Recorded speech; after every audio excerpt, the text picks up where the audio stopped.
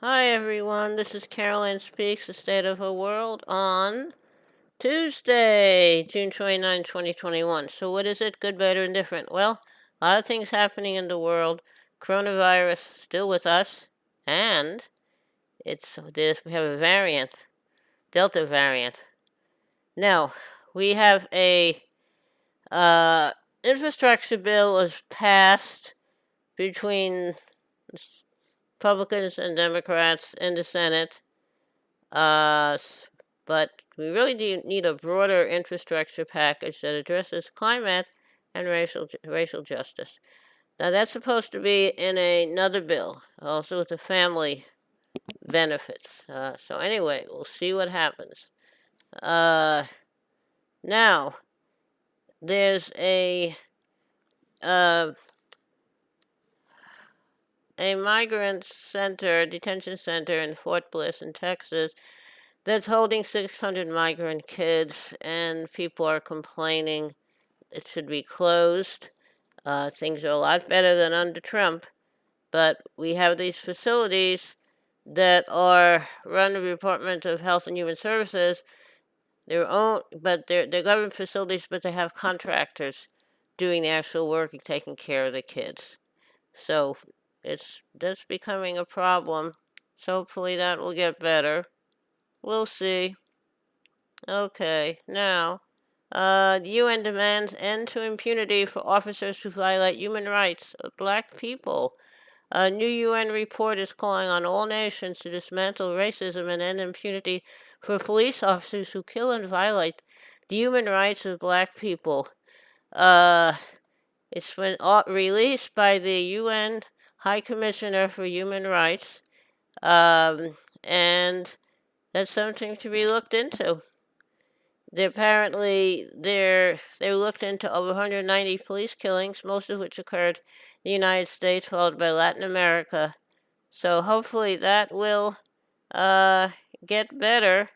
I don't know. I don't know why targeting other people. Now, also, Human Rights Court holds Honduran state responsible for killing of trans woman Vicky Hernandez. In Honduras, LGBTQ plus rights advocates are celebrating a historic ruling by the Inter-American Court of Human Rights declaring the Honduran state responsible for the 2009 killing of Vicky Hernandez, a transgender woman.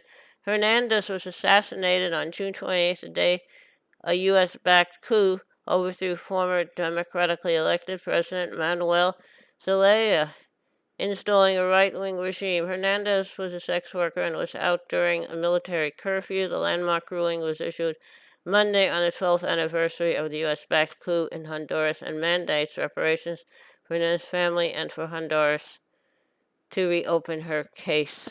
Now, apparently, the coup in Honduras, which overthrew their democratically elected government and put a right-wing government in place, was backed by the United States. I don't understand. That's not good. We're backing right-wing people and we're backing coups. Very bad. Now, latest in California. California has banned state-funded travel to 17 states with anti-LGBTQ plus laws.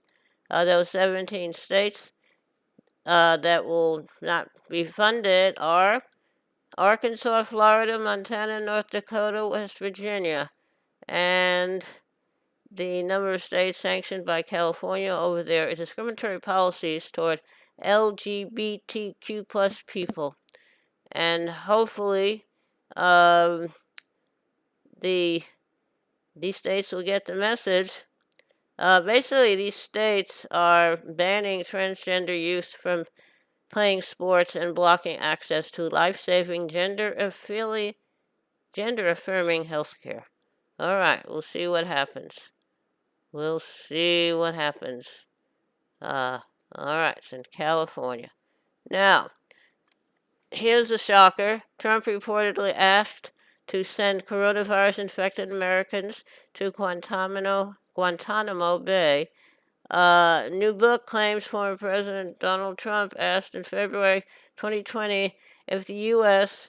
could send citizens infected with the coronavirus to the Guantanamo Bay prison, asking aides in the White House Situation Room. Don't we have an island that we own? Washington Post reporters Yasmin Abul Taleb and Damian Paletta also wrote in their book Nightmare Scenario that Trump complained to then Health and Human Services Secretary Alex Azar on March 18th about coronavirus testing. Trump reportedly said, I'm going to lose the election because of testing. What idiot had the federal government do testing? Well, Trump is not too bright, never has been, always thinking about his money, and that's all. He wanted to stay in office so he was protected from lawsuits for all his crimes. He said, I'm going to lose the election because of testing. What idiot had the federal government do testing? Well, we need to do testing to find out how many people have the virus, and then we have to treat them so it doesn't spread. But Trump's a real idiot, and he never took the virus seriously. He said people should not wear masks or practice social distancing or anything. And then he got the virus, and he survived because he was getting care that the average person can't get. And when he was released from the hospital, deemed healthy, he took a picture at the White House door, ripping his mask off. He's a real idiot. I really wished he had died on the ventilator. So we got this idiot who had his supporters attack the Capitol on January 6th. What a shame he was ever elected. He's a real nutty person. All right, now, a federal judge throws out antitrust lawsuit seeking to break up Facebook. Okay, Facebook it was requested that Facebook divest from WhatsApp and Instagram, but U.S. District Court Judge George W. Bush appointee ruled that Federal Trade Commission failed to provide enough evidence to make a case that Facebook operated a monopoly. The judge gave the FTC 30 days to file an amended lawsuit. Judge threw out another antitrust suit brought by 46 state attorneys general, ruling they waited too long to bring their claims. The court ruling sent Facebook's share prices soaring when bringing CEO Zuckerberg's estimated personal wealth to over $108 billion, while Facebook's market capitalization topped $1 trillion for the first time. Isn't that nice? Yeah, I really hope Facebook. We need another company instead of Facebook that on the same allows you to share with people, but no hate speech and no fear mongering. But evidently, we're going to have to put up with that for a little longer. Now, in Minnesota, police barricade Line 3 pipeline protest camp. Okay. In northern Minnesota, Hubbard County Sheriff's deputies on Monday barricaded access to an encampment of water protectors who were resisting construction of the Enbridge Line 3 tar sands pipeline, which has the backing of the Biden administration. Officers towed several of the activists' cars and made several arrests throughout the day. An attorney for the indigenous-led protesters called the move nothing less than overt political blockade. Tar sands is the dirtiest of oils, and we don't need it. We are overflowing with oil. President Biden, you have to reject this pipeline, Enbridge Line 3, because it is the dirtiest of all, and we don't need it. Your disappointment, Mr. President. Now, dozens of youth climate activists are arrested at the White House demanding action on climate crisis.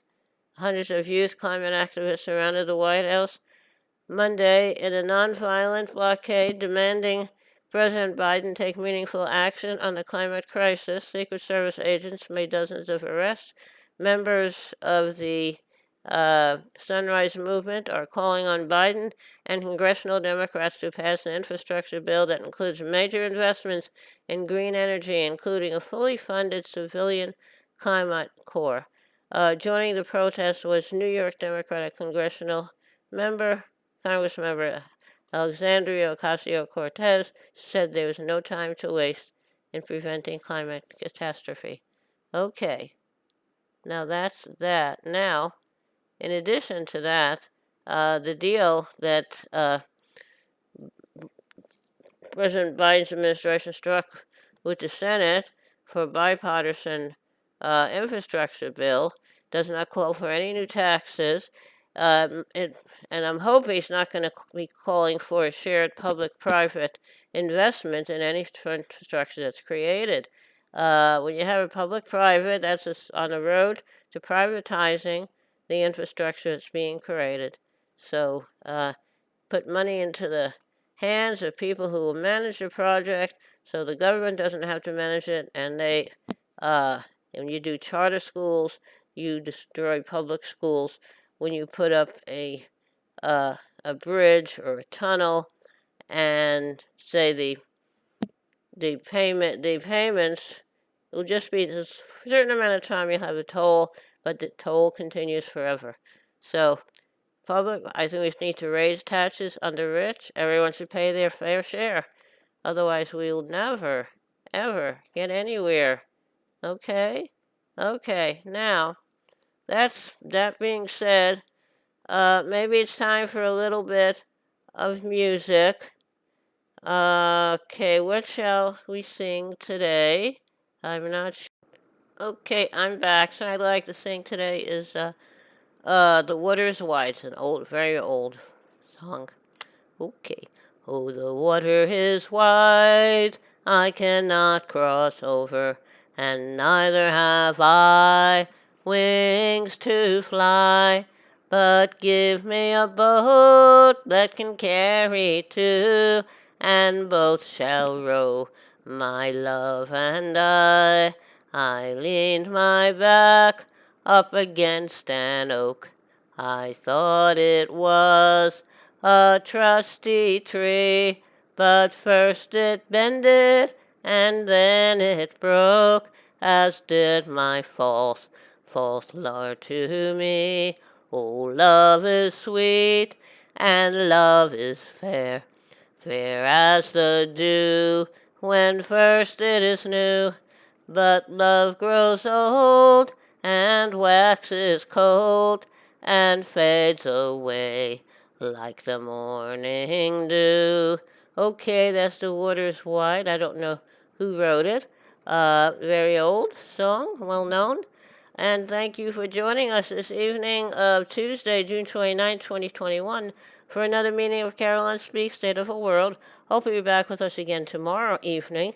And in the meantime, stay safe, take care of yourself and others, wear a mask when you're among others, even indoors, practice social distancing, only out when you have to, because we have these variants that, like the Delta variant, that are deadly. So protect yourself and others, and remember, kindness goes a long way. Kindness goes a very long way. Thank you. Stay safe. Hope to see you tonight tomorrow. Good night. Good night. Good night. See ya.